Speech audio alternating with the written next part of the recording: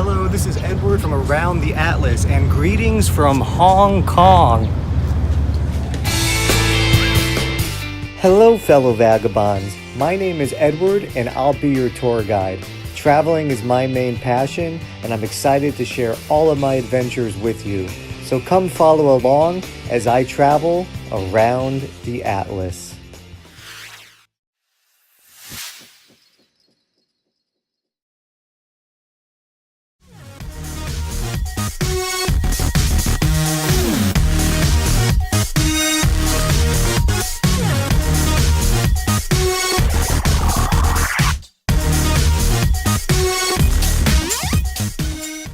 Did you know that Hong Kong has the biggest skyline in the entire world, and it's also one of the most densely populated cities in the entire world? The skyline's so big that I can't even fit the whole thing in this video in one shot, but it's truly an incredible sight to see, and actually one of my favorite things to do while in Hong Kong is just sit here at Avenue of the Stars and enjoy views of the skyline both during the day and night. It's absolutely gorgeous.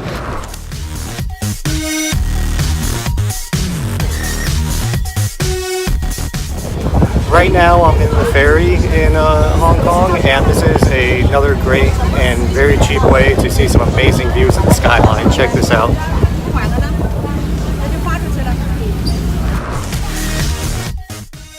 From my first moments of solo exploring Hong Kong, it became obvious to me that this is one of the most densely packed cities in the entire world, and it definitely makes you feel tiny and insignificant, but in a good way.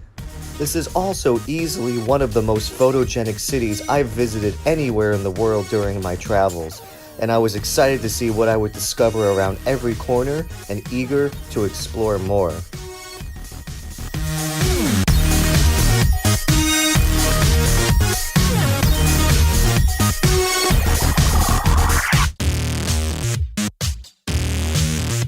Right now I am taking the tram up to Victoria Peak to enjoy a beautiful view of the Hong Kong skyline.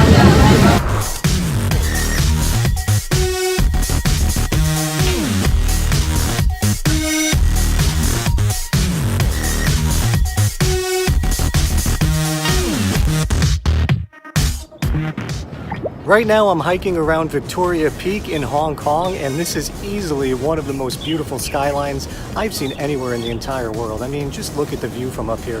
This is absolutely incredible.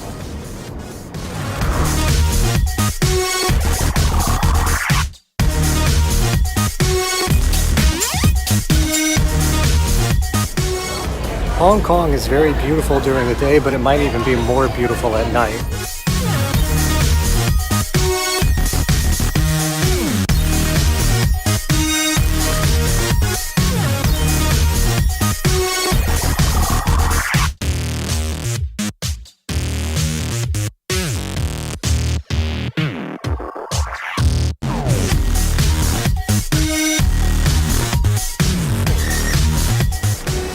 So I'm here right now at the Montane Mansion, also known as the Monster Mansion, in the Quarry Bay section of Hong Kong. And as you can tell, this is just a pretty ordinary apartment building, but it also happens to be one of the most Instagrammable buildings in the entire city. And it's a very, very popular place for people to come take photos, and almost everyone's Instagram that's been in Hong Kong has a photo from here on their profile. But you know, as you can see, it's just a local, ordinary apartment building, but it's very photogenic.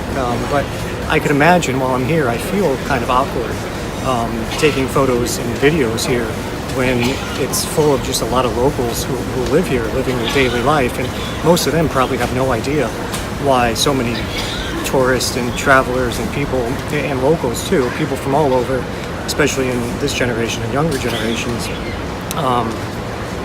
why they're coming here to take photos of their apartment building. But so it's a little awkward and a little funny at the same time, but they don't seem to mind. I'm sure they're more than used to it by now, because this is a very popular spot for people to come take photos. Hong Kong is full of very interesting architecture, both old and new, and it's pretty fascinating to come check it out if you're into that sort of thing. Forget about New York City. Hong Kong is the real concrete jungle, full of densely packed skyscrapers, buildings stacked to the sky, and unique architecture with vibrant colors. I found myself looking up more than ahead. One thing I've really appreciated in Hong Kong is how efficient and easy the public transportation is here. They have these things called octopus cards, and you could use them to take literally anything. To take the bus, the ferries, the subway, the train to the airport, all sorts of things. And it's very easy to reload and just get yourself in and out of any public transportation you need. Every night at 8 p.m., the Hong Kong skyline shows itself off in an incredible display called the Symphony of Lights, which is recognized as one of the world's most spectacular light shows. The best place to witness this phenomenal event is from the Avenue of the Stars, where you could witness the lights reflect off of Victoria Harbor, showcasing the city's vibrant energy and spirit. Dim sum is one of my favorite meals in the entire world, so when I was in Hong Kong, I definitely had to come try some.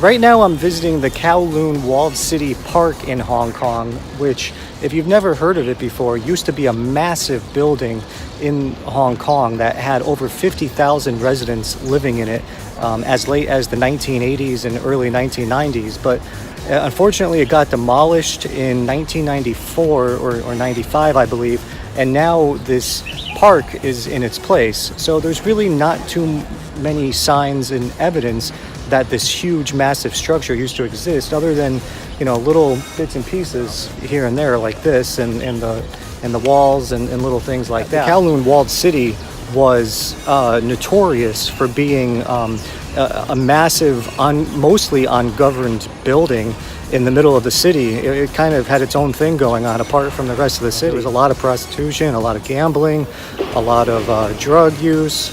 It was notorious for a lot of naughty things. But now that building got demolished, pretty much the most opposite thing that you could possibly put in its place is now here on its previous location. So it went from a big, massive structure of 50,000 residents to this beautiful, little, tranquil, peaceful park with, just a few dozen people having picnics and stuff like that and walking around enjoying the scenery. But this is a very nice park. Hong Kong is one of the most densely populated cities in the entire world, so it's a little hard to find, little spots like this that are just quiet and relaxing. So this is a nice place to come to if you need to get away from the hustle and bustle of the city for a little bit.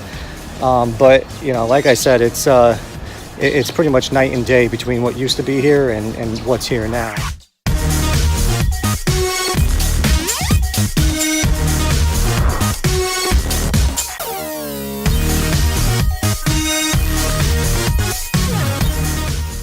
Hong Kong was such a surreal and fascinating place that I was grateful to solo explore while wandering around Asia.